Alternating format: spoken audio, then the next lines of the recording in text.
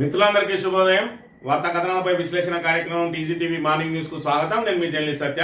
ముందుగా రాష్ట్రంలో జరుగుతున్న రాజకీయ పరిణామాలను కనుక పరిశీలించినట్లయితే హెచ్సియు భూముల వివాదం సర్కార్ మెడకు గుదిబండగా ఏ విధంగా మారిందో మనం ఇక్కడ వింటూనే ఉన్నాం.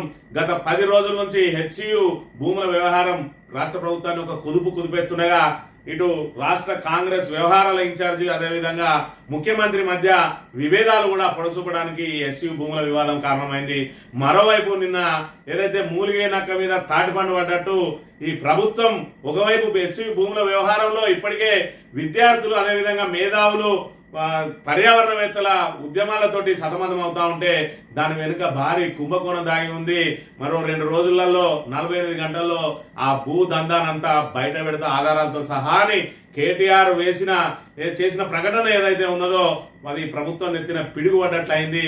అసలు ఏం జరుగుతుంది, దీనిలో ఏమున్నదని చెప్పి యావత్ రాష్ట్రం అంతా కూడా ఎదురు చూస్తా ఉండగా అందులో ఒక బీజేపీ ఎంపీ హస్తం కూడా ఉన్నదని చెప్పి ఆయన మరి ఇక్కడ బాంబు వేల్చినట్టుగా మనం ఇక్కడ ప్రధానంగా గమనించవచ్చు. ఇప్పటికే హెచ్సియు వ్యవహారంలో ప్రభుత్వ ప్రతిష్ట పూర్తిగా దిగజారిందని చెప్పి ఇది జాతీయ కాంగ్రెస్ ప్రతిష్టను కూడా మసకపరిచిందని చెప్పి ఏదైతే డ్యామేజ్ కంట్రోల్లో భాగంగా మీనాక్షి మరి నటరాజన్ ఆయన రాహుల్ గాంధీ స్టేట్ కు పంపించి దీన్ని డ్యామేజ్ కంట్రోల్ కోసం ప్యాచప్ చేయమని చెప్పి ఏదైతే మరి ఆమెను ముందుంచిండో ఆమె మీద కూడా వ్యతిరేక కథనాలు రాయిస్తా ఉన్నాడు రేవంత్ రెడ్డి.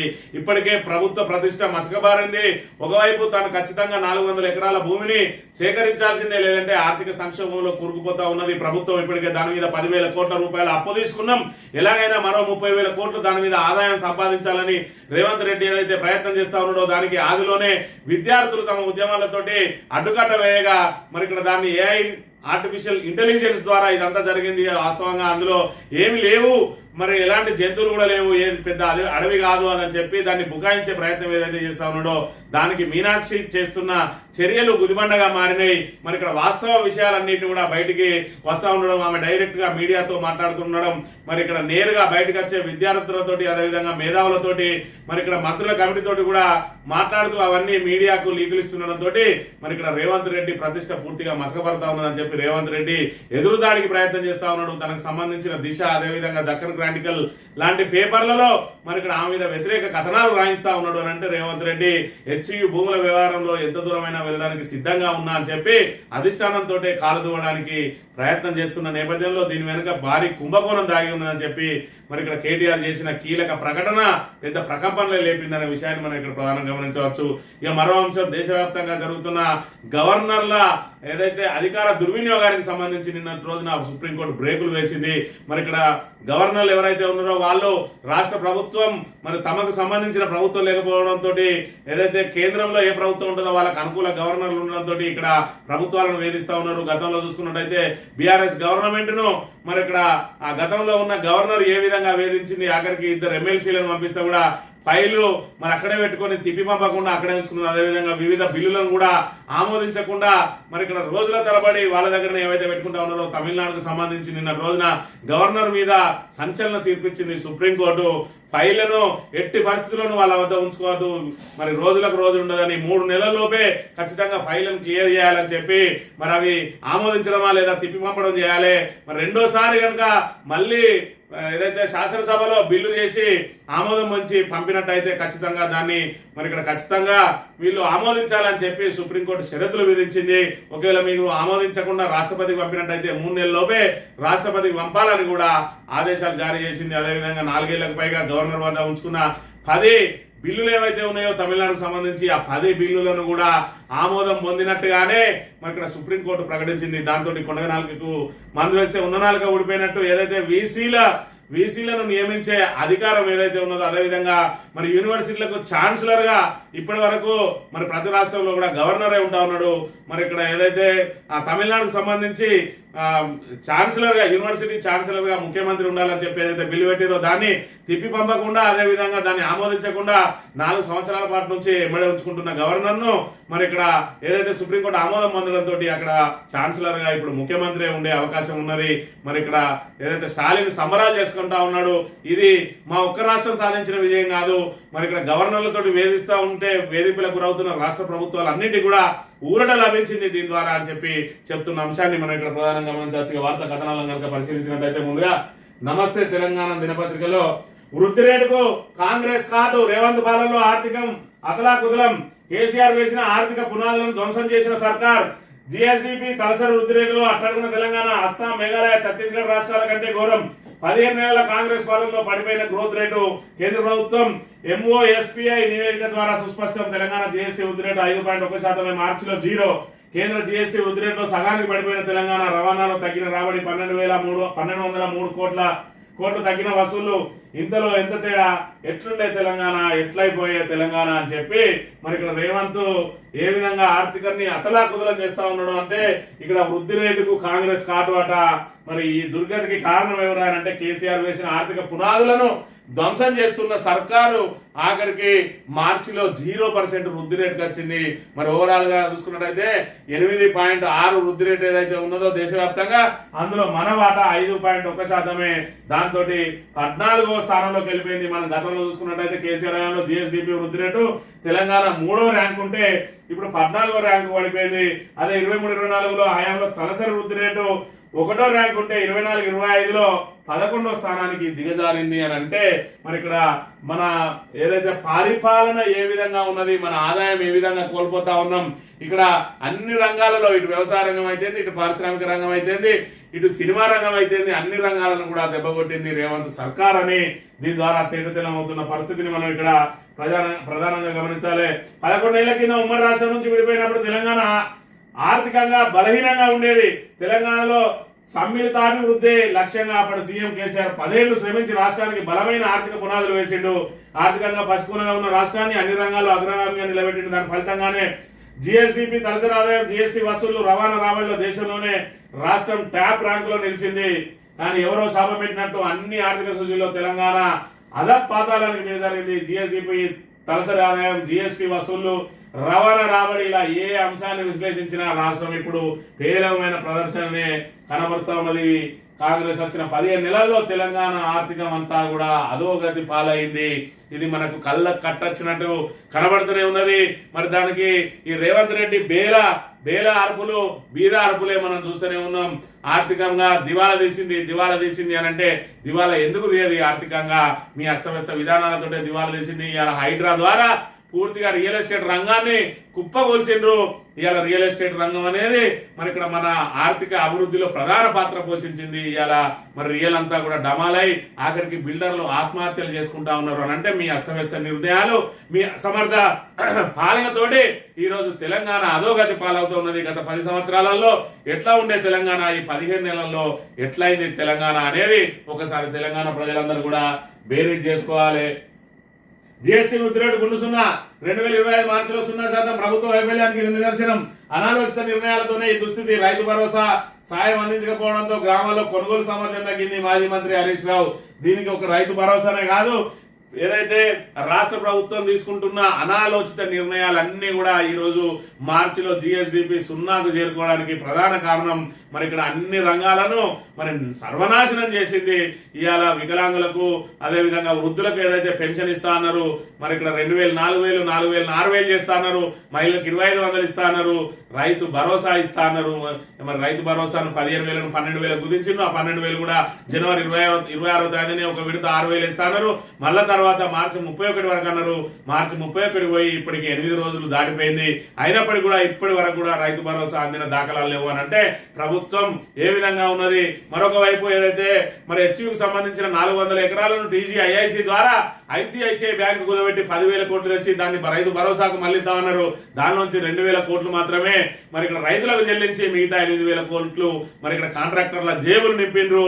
ఏ విధంగా జిఎస్డిపి పెరుగుతుంది, ఏ విధంగా మరి ఇక్కడ రైతుల జేబులకు ఏవైతే డబ్బులు వస్తేనే అవి వివిధ రూపాలలో ఖర్చు అయ్యి అవి మళ్ళీ మన జిఎస్డిపి పెరగడానికి కారణమవుతుంది. సంపద అనేది ఒక దగ్గర ఆగడం కాదు. సంపద అనేది నిత్యం మరి ఇక్కడ చెలామణి అవుతూనే ఉండాలి. అసలు సంపదే లేకపోతే చెలామణి ఏ విధంగా అవుతుంది? మరి సంపదను సృష్టించాల్సిన ప్రభుత్వం ఈ రోజు సంపదను పూర్తిగా అరికడతా ఉన్నది. అసలు ఆదాయ మార్గాలను మరి పూర్తిగా మూసివేస్తున్న దుస్థితి ఈ రోజు తెలంగాణలో నెలకొన్న పరిస్థితిని మనం ఇక్కడ చూడాలి. ఇక గతంలో ఏదైతే మరి కేటీఆర్ కృషి ఫలితంగా కిటెక్స్ మన దగ్గరకు వచ్చిందో, కేసీఆర్ సంకల్పం కిటెక్స్ సాకారం. ఒక కంపెనీలోనే 25,000 ఉద్యోగాలు రాబోతా ఉన్నాయట. బీఆర్ఎస్ హయాంలో తెలంగాణలో కిటెక్స్ కంపెనీ ఏర్పాటుకు అంకురార్పణ, ఉద్యోగాల భర్తీకి తాజాగా నోటిఫికేషన్. కేటీఆర్ చొరవతో కేరళ నుంచి రాష్ట్రానికి వచ్చింది. ఒక్కొక్కటిగా ఫలితాలు ఇస్తున్న కంపెనీలు.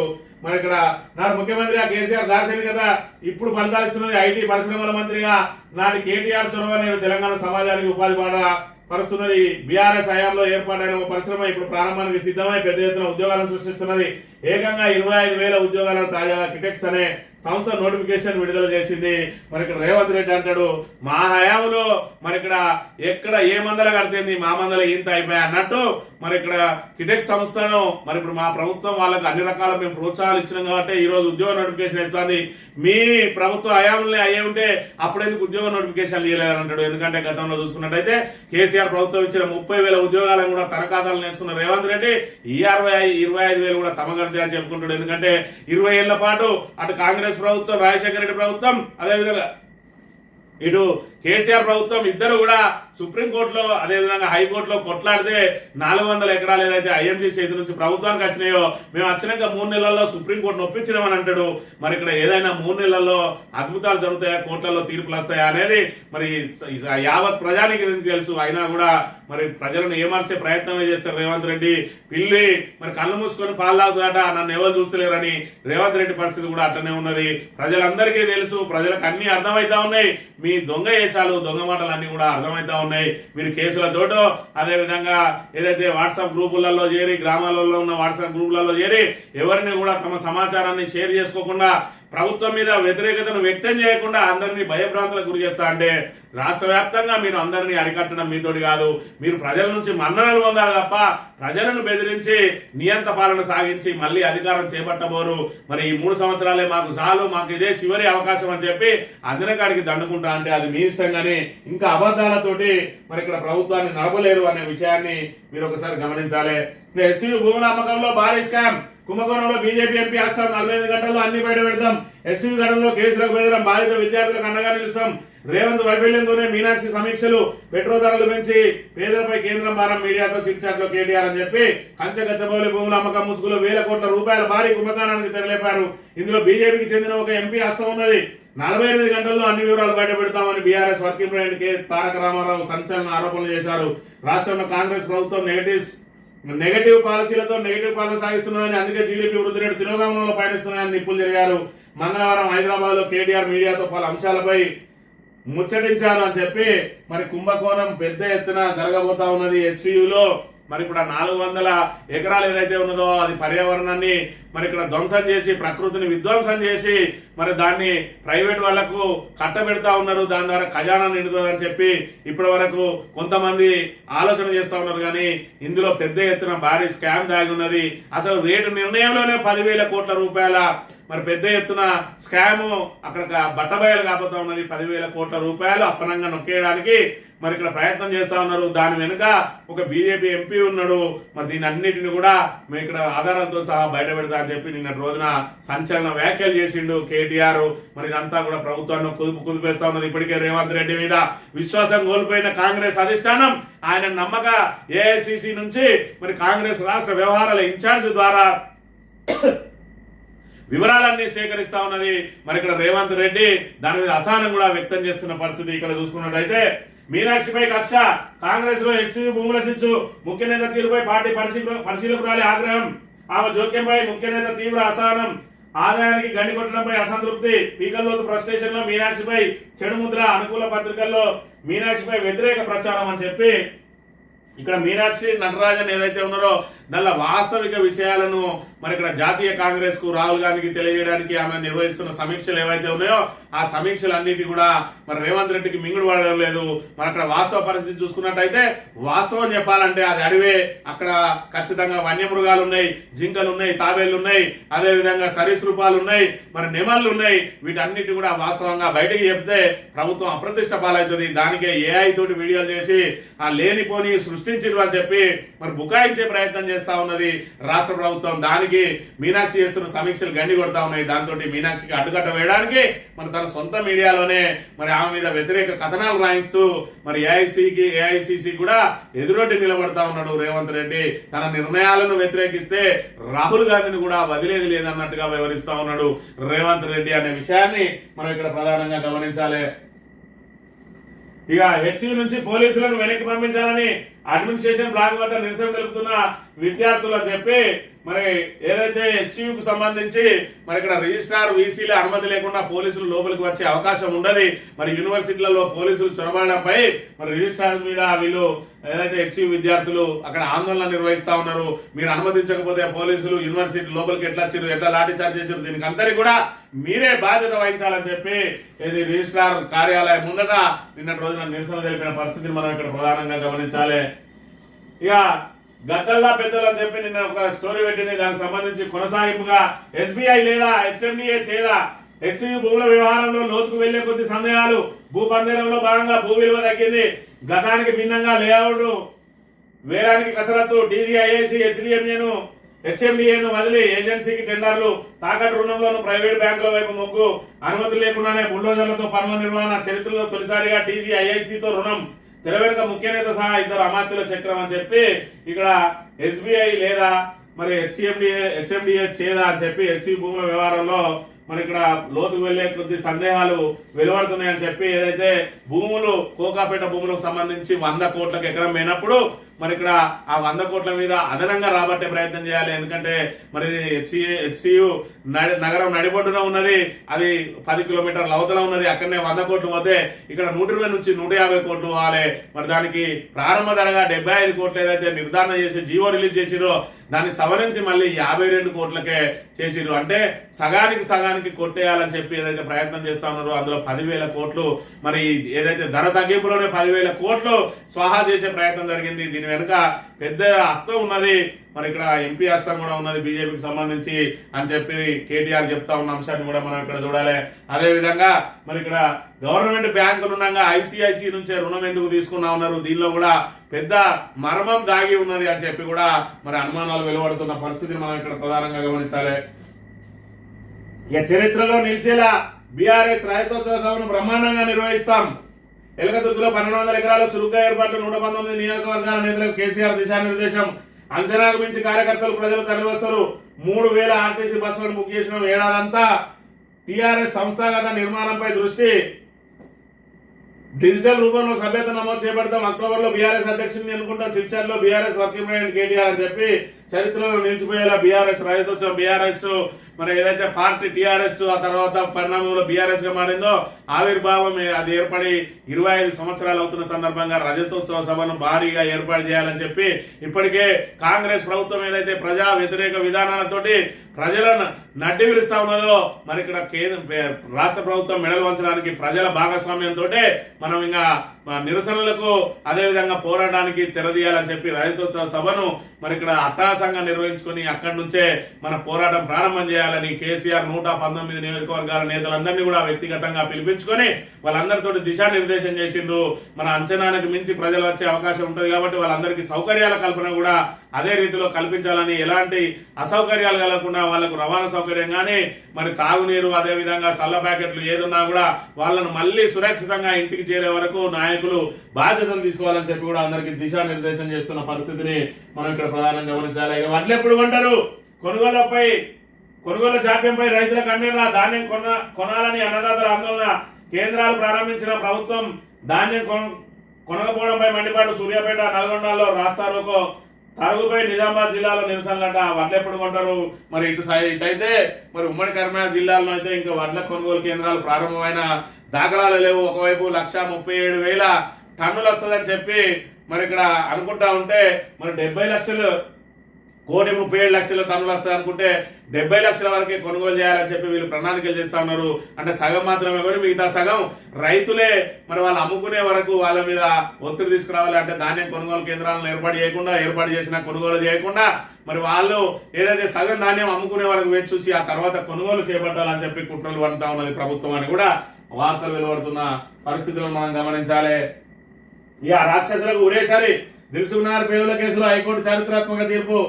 ఎన్ఐఏ కోర్టు తీర్పును ధృవీకరించిన ద్విసభ్య ధర్మాసనం ముద్దాయిల క్రిమినల్ అప్పీల్ పిటిషన్ డిస్మిస్. ఒకేసారి 5గురికి ఉరిశిక్ష విధించడం ఇదే తొలిసారి అని చెప్పి మరి ఇక్కడ దిల్సుఖ్నగర్ బాంబు ఏదైతే ఆ బాంబు పేలుళ్ళు ఉన్నదో ఆ బాంబు పేలుళ్లకు సంబంధించిన వాళ్ళు అప్పీల్ చేసుకొని ఎన్ఐఏ కోర్టు నుంచి హైకోర్టు వేరు, హైకోర్టు కూడా మరి ఎన్ఐఏ కోర్టును సమర్థించింది. వాళ్ళకు ఉరేసరి ఖచ్చితంగా వాళ్ళని ఉరి తీయాల్సిందే అని చెప్పి వాళ్ళ మీద ఎలాంటి కనికరం చూపించకుండా మరి ఇక్కడ అలాంటి వాళ్ళను కనికరం చూపిస్తే ఇంకా అనేక మందిని చంపే అవకాశం ఉంటుంది కాబట్టి మరి ఆ నేరస్తులకు ఉరి శిక్ష సరైన శిక్ష అని తక్షణమే ఉరి తీయాలని చెప్పి కూడా మరి ఇక్కడ ఎన్ఐఏ ఏదైతే తీర్పిచ్చిందో దానికి అనుకూలంగానే దాన్ని సమర్థించిన పరిస్థితిని మనం ఇక్కడ గమనించాలి.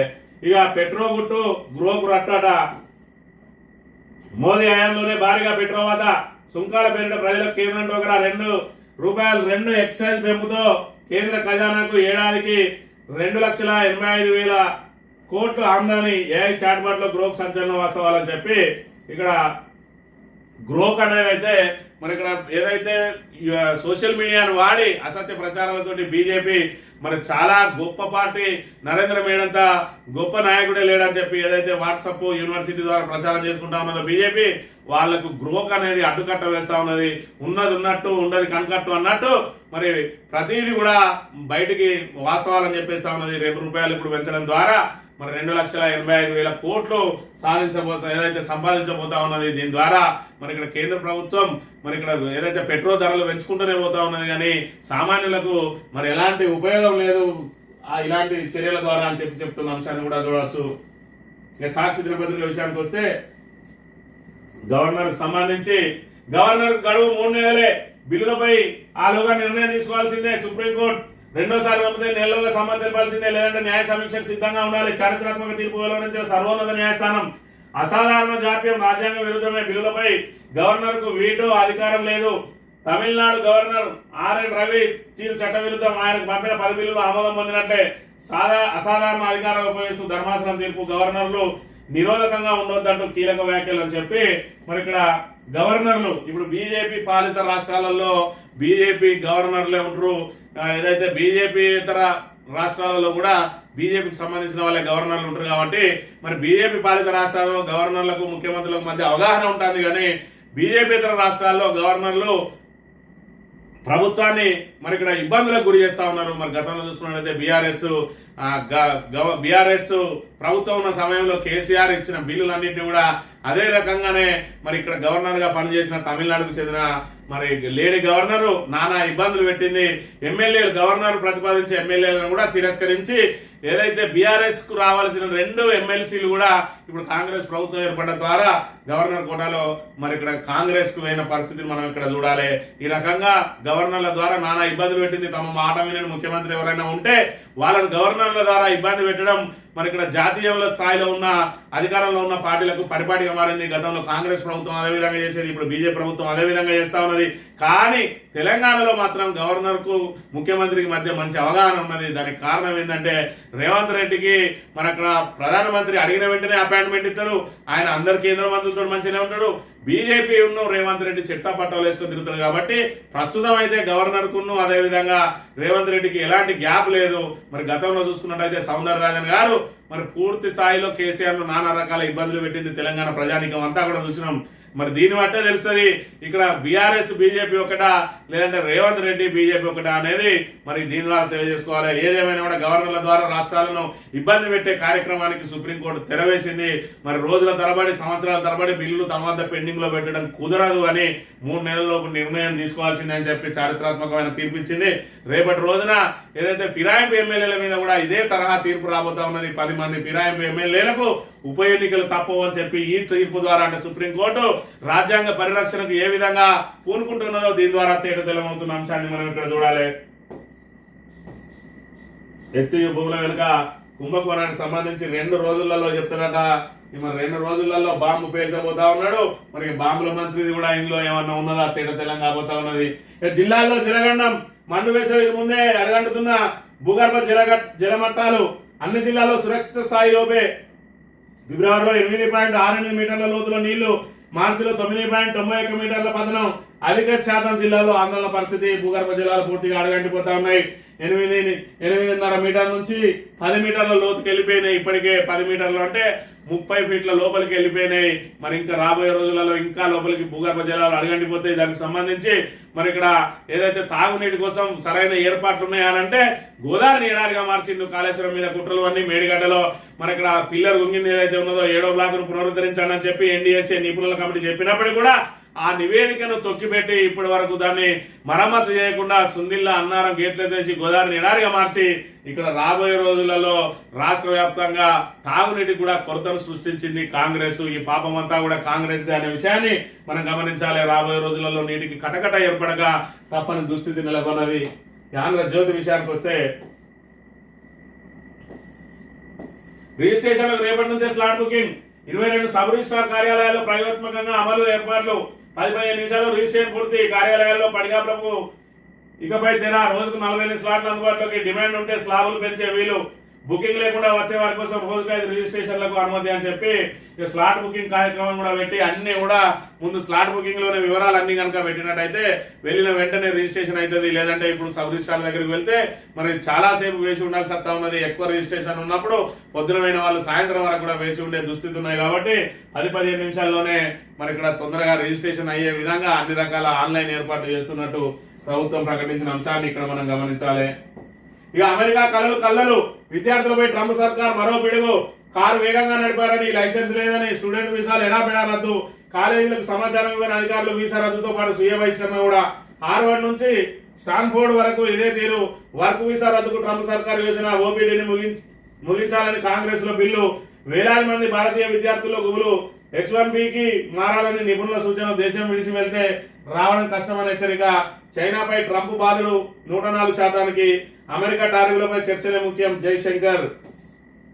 అమెరికా వెళ్లాలని చెప్పి భారత విద్యార్థులు ఏ విధంగా అయితే ఉవ్విల్లుడుతున్నారో భారత విద్యార్థులను వెనక్కి వెళ్ళగొట్టాలని ట్రంప్ కూడా అంతే ఉవ్విల్లుడుతా ఉన్నాడు. మరి ఇక్కడ ఏదైతే కారు స్పీడ్ గా నడిపిండనట, లేదంటే లైసెన్స్ లేదన్నట, చిన్న చిన్న కారణాలకు కూడా వీసాలు రద్దు చేస్తా ఉన్నాడు. మరి ఇలా అమెరికా ఇప్పటికే మరి ఆర్థిక సంక్షోభంలో కూరుకున్నది. మరి ఏదైతే మేడుపండు చందంగా ఉన్నది అమెరికా, ఈ ట్రంప్ అస్తవ్యస్త నిర్ణయాలతోటి ఇప్పటికే అమెరికా అతలాకుతలం అవుతున్నా కూడా ఆయన నియంత పోకడలు మాత్రం మానడం లేదు. విద్యార్థులను హింసకు గురి చేస్తా ఉన్నాడు. మరోవైపు టారిఫ్లతోటి ఇప్పటికే మరి ఇక్కడ రియల్ ఎస్టేట్ ఏదైతే నిఫ్టీ అయితే కుప్పగోలింది, మరి స్టాక్ మార్కెట్లు కుప్పగోలినాయి.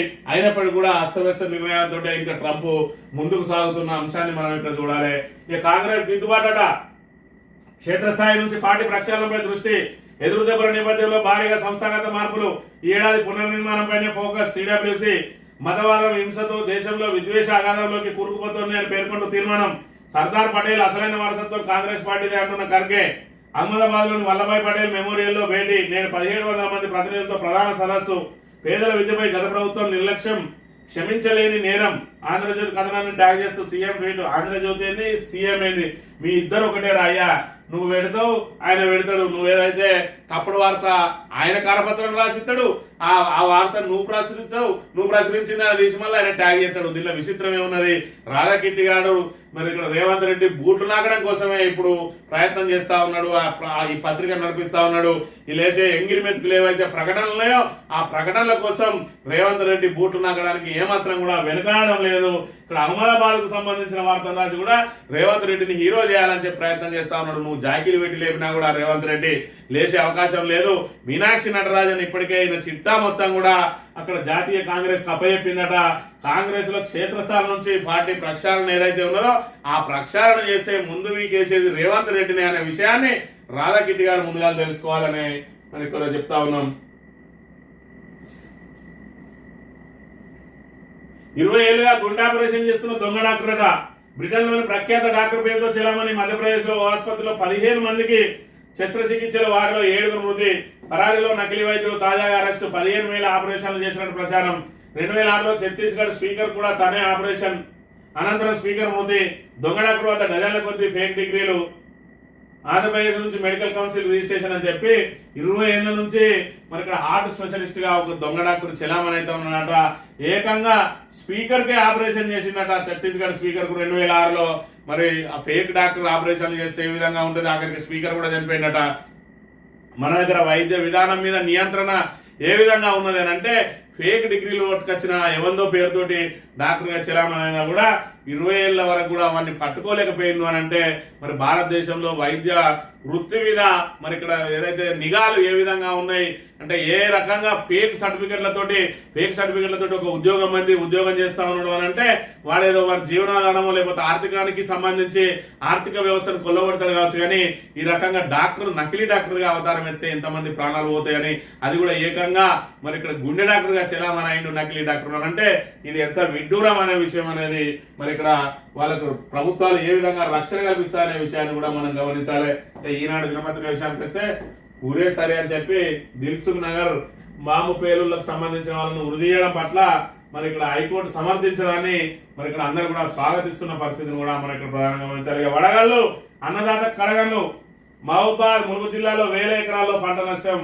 అసలే ఈ ప్రభుత్వ అస్తవ్యస్త నిర్ణయాలతోటి రైతులు మరి ఇక్కడ నానా ఇబ్బందులు పడుతున్నారు. ఒకవైపు రైతు భరోసా రాక, మరోవైపు ఇక్కడ వాళ్ళు ఏదైతే హామీలు ఇచ్చారో హామీలను నెరవేర్చలేక ఇబ్బందులు పడుతున్న తరుణంలో ఇక్కడ వడగళ్ల వాన కూడా మరి ఇక్కడ అన్నదాతలకు కడగళ్ళు మిగులుస్తున్న పరిస్థితిని మనం ఇక్కడ చూడాలి.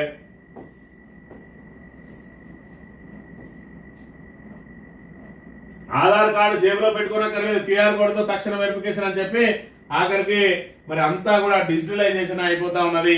స్మార్ట్ ఫోన్ ఉంటే చాలు, అసలు మీ జేబులో రూపాయి లేకున్నా అవసరం లేదు, మీ దగ్గర ఏ పత్రం లేకున్నా అవసరం లేదు, అన్నిటిని కూడా అదే చూస్తుంది. అందుకే ఎక్కడ పోయినా కూడా మన గుర్తింపు కార్డు ఏదైతే ఆధార్ అడుగుతా ఉన్నారో వాళ్ళ దగ్గర ఉన్న క్యూఆర్ కోడ్ ద్వారా మన సెల్ఫ్ ఫోన్ తోటి మరి ఇక్కడ మన సెల్ఫ్ ఫోన్ లో ఏదైతే అన్ని రకాల మనం ఫీడ్ చేసుకుంటామో వాళ్ళ క్యూఆర్ కోడ్ చేస్తే ఆటోమేటిక్ గా వాళ్ళ దగ్గరికి మన వివరాలు పోతాయి.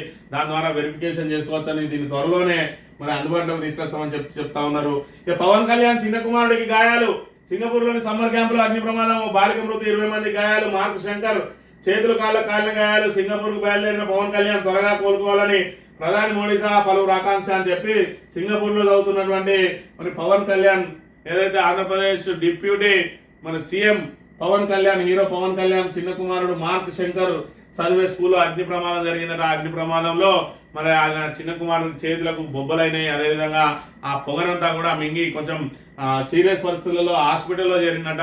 ఈయన హాస్పిటల్లో చేరే సమయంలో ఆయన అరకు కస్తా అని చెప్పి గిరిజనులకు ఏదైతే మాట ఇచ్చిండో అక్కడికి అవుటావుటిన ఆ ప్రోగ్రామ్ క్యాన్సిల్ చేసుకొని సింగపూర్ కు వెళ్లకుండా వాళ్ళ మాట ఇచ్చిన ప్రకారం అక్కడికి పోయి వాళ్ళని కలిసి వాళ్లకు ఏదైతే తాను మాట ఇచ్చిందో ఆ మాటను నెరవేర్చిన తర్వాత సింగపూర్ పోయినట. దానికి ఆంధ్రప్రదేశ్ లో మరి అందరూ కూడా జేజేలు వలుపుతా ఉన్నారు. ఏది ఏమైనా కూడా కుమారుడు ఆపదలో ఉన్నప్పుడు మరి తక్షణం కుమారుని వద్దకు వెళితే మరి దీన్ని రాజకీయంగా ఎవరు విమర్శించే అవకాశం ఉండదు. అయినా కూడా పవన్ కళ్యాణ్ మరి ఆయన విభిన్న శైలితోటి ప్రవర్తిస్తారు కాబట్టి అక్కడ పోయి వాళ్ళని కలిసిన తర్వాతనే సింగపూర్ కు వెళ్ళిన అంశాన్ని మనం ఇక్కడ గమనించవచ్చు. ఇది ఈ రోజు మార్నింగ్ న్యూస్. తిరిగి వెళ్దాం. Thank you very much.